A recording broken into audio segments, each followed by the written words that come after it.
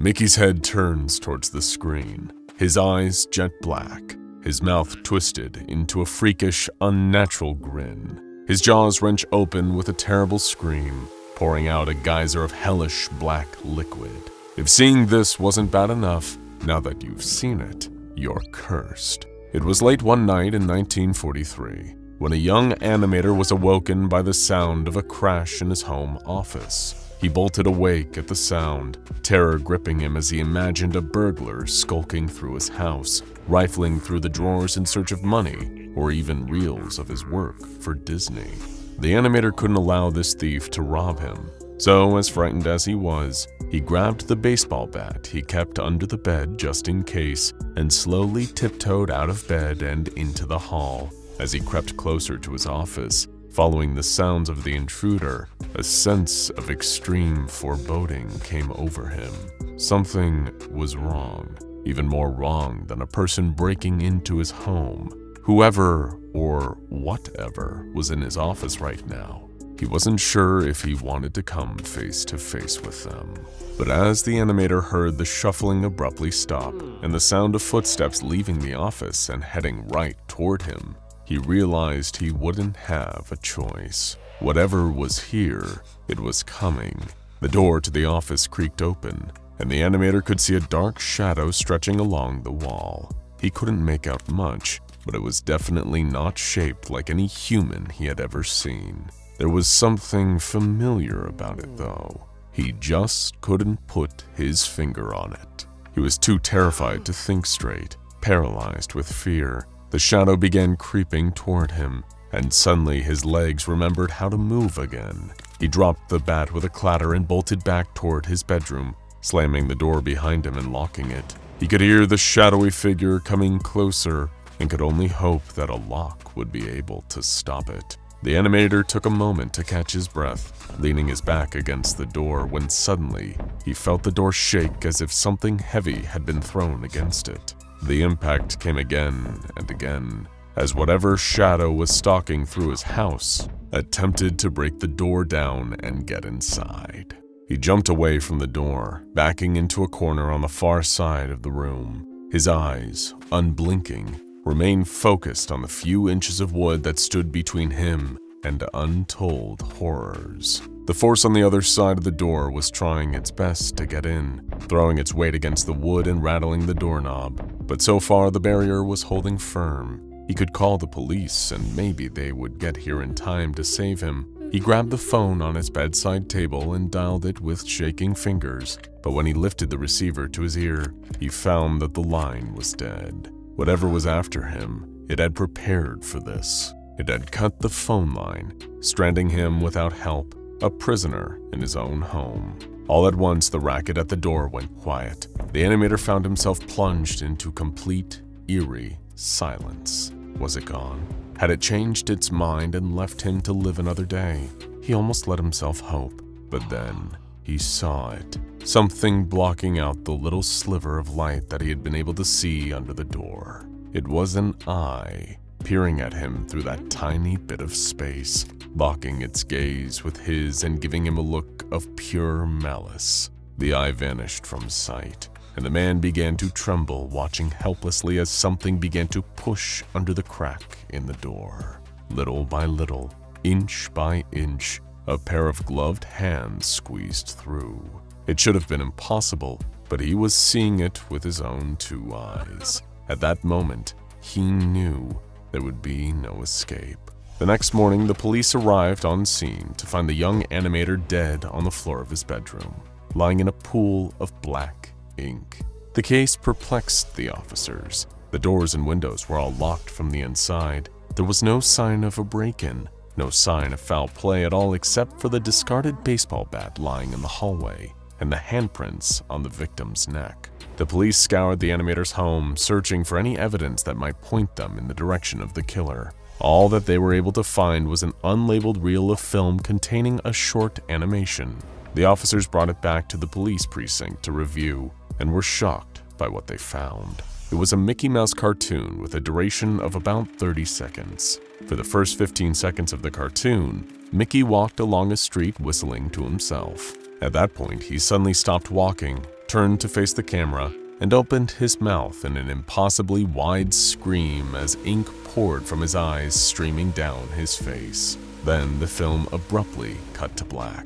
It was unsettling to watch, and certainly not the type of thing any of them were used to seeing from Disney, but it was hardly evidence of a murder either. They returned the film reel to its rightful owners in the Disney animation department and promptly forgot about it. At least, they forgot about it until later that night, when each officer who had watched the reel was awoken by the sound of something inside their house. Like the animator, they assumed it was a human burglar. Like the animator, they prepared to defend themselves and call for help. And like the animator, by the time the sun rose and the new day dawned, they were all lying dead on the floor in a puddle of black ink. The thing they all saw before they died was the twisted face of that evil, warped Mickey Mouse, mouth wide, eyes dripping with ink. Disney quickly ordered the incident to be covered up, paying off the police to keep the secret and using connections with the press to bury the story.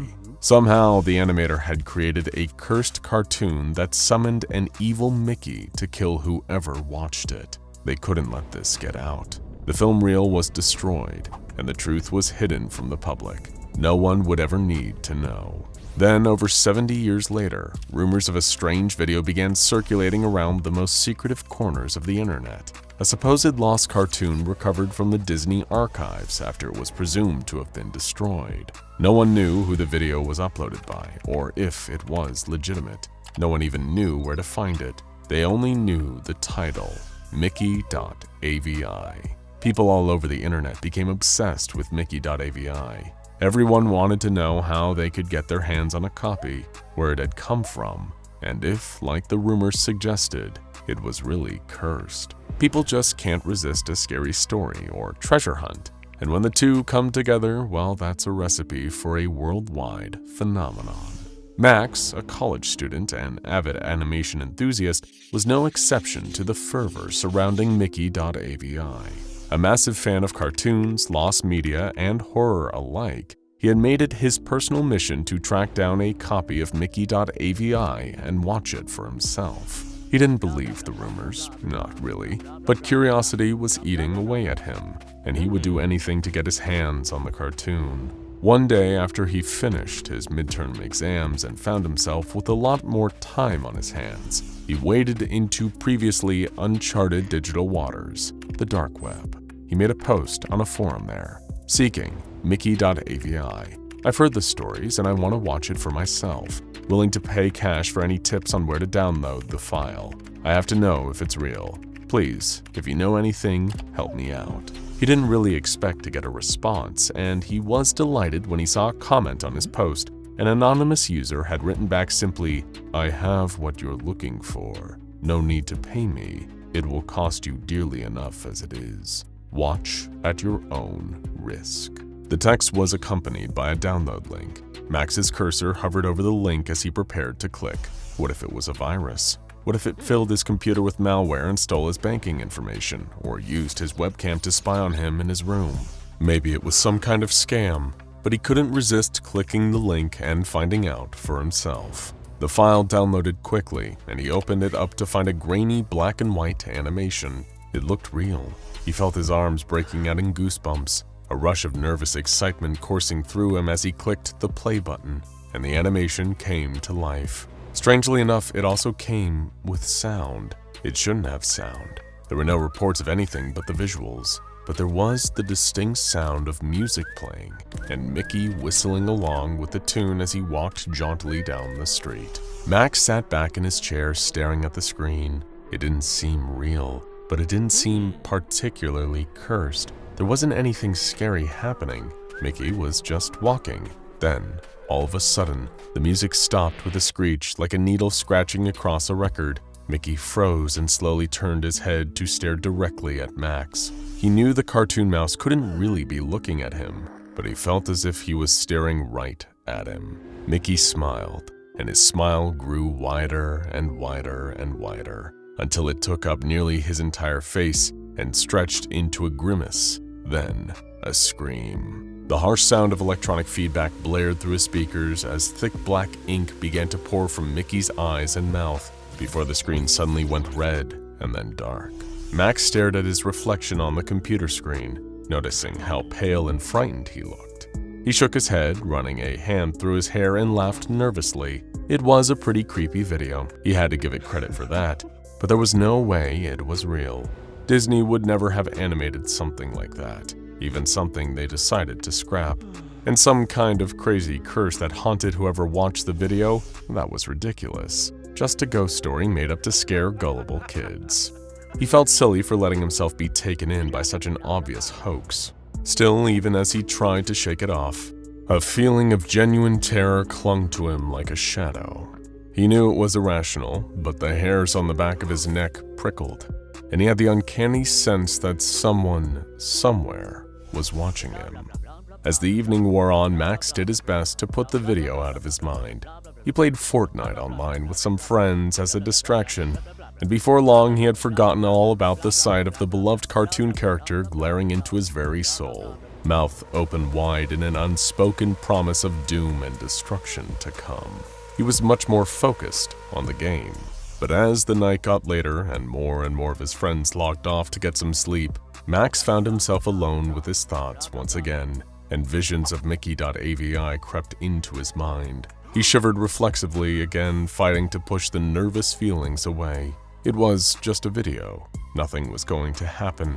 He had seen and played his fair share of supposedly cursed media, from lost episodes of SpongeBob to hidden levels in Pokemon and Sonic, and nothing had ever come of it except for some wasted time and some spooky imagery. Mickey.Avi wasn't going to be any different. Still, as much as he tried to rationalize it away, the hours ticked by, and Max found that he couldn't sleep. He tried, lying in his bed and closing his eyes, but he couldn't relax. He gave up on trying to get some rest, rolling over to check the time on his phone. It was 3 a.m. exactly. That was funny. 3 a.m. was always the hour when scary things were supposed to happen, if the clickbait YouTube videos he watched in his spare time were to be believed. Something tapped against the window next to his bed, and Max sat up, his heart leaping into his throat. What was that? He looked out the window, terrified that he might see a monstrous face grinning back at him, but all he saw was a tree branch, blown against the glass by a sudden breeze. He promised himself then no more watching cursed videos, at least no more watching them by himself. It was starting to get to him, making him imagine things. But then he heard another sound, one he didn't imagine and couldn't explain away.